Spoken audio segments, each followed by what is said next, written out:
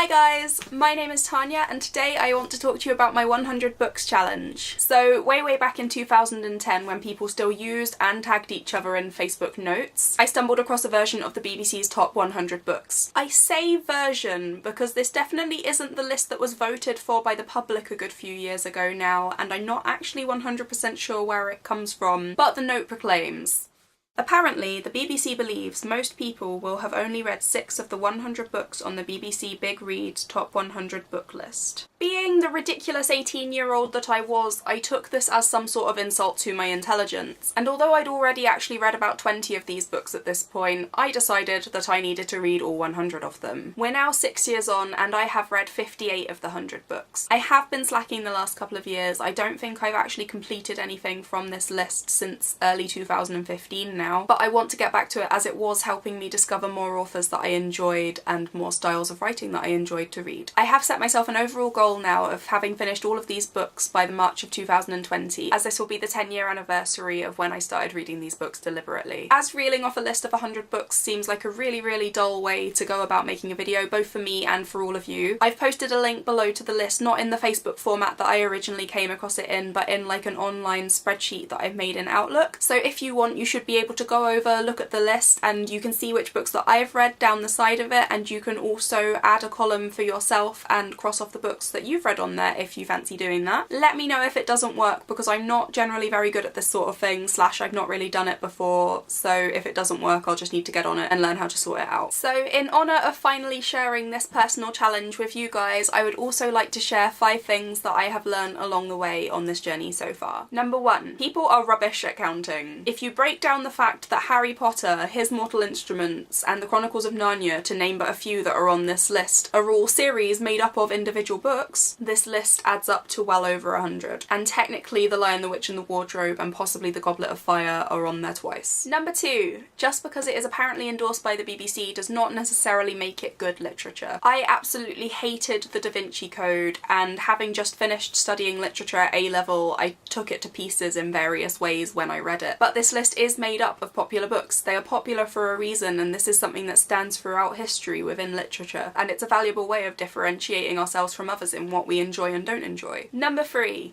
If you didn't like Enid Blyton when you were younger, you're probably still going to struggle with her today. I will read this. There's a bookmark in here right at the front. You can tell I've started trying to read it multiple times. I just have zero willpower to get round to it, as I absolutely hated Enid Blyton as a young girl, and I still don't really like Enid Blyton. That being said, look at this caterpillar. Isn't that cute? Aww. Number 4. Classics, especially modern classics, are almost always really expensive. Even the tiny little thin ones can go for like £8 and it's just like, what am I paying for? Secondhand books and libraries are our friends. And finally, number 5. Lists like these can be a really great way of finding new books and authors and genres that you enjoy reading, but don't let them take over your life. For some reason I started reading these books as the be-all and end-all of intellectual fiction, and I look back on this and on some of the books that I've read doing this challenge, and I know that that's not the truth. But in my head, if I wasn't reading something off of this list, I was reading frivolously and wasting my time when I should have been reading something smarter. And naturally I quickly came to resent this list and got tired of it. And this is not what reading has ever been about for me. It's about fun and beauty and escapism, and yes, learning new things. Not in some crazy regimented way like I'm still in school. That's the beauty of being an adult, is that I can read what I want and it doesn't matter. It's like I set my own curriculum now and I completely shot myself in the foot. But yeah, number 5. Lists are fun, just don't let them be in charge. So yeah, that is in summary my 100 books challenge and 5 things that I've learnt from it so far. I want to do some kind of check-ins on this. I'm going to try and do some sort of TBR where I include books that I've already got on my shelf, which are hidden up here behind Madame Bovary right now. She is also on the list. I'm just really excited to actually finally talk about this with you guys, because I've always wanted to and I just never got round to it before. Let me know if you've set yourself any reading challenges, and also if you do decide to fill in the Google Doc or whatever it's called, I've posted a link down below. Let me know if you do. I'd love to see what books we have in common, and also to hear what your favourites have been so far. I hope that you're all having an absolutely lovely day, and I will see you all very soon.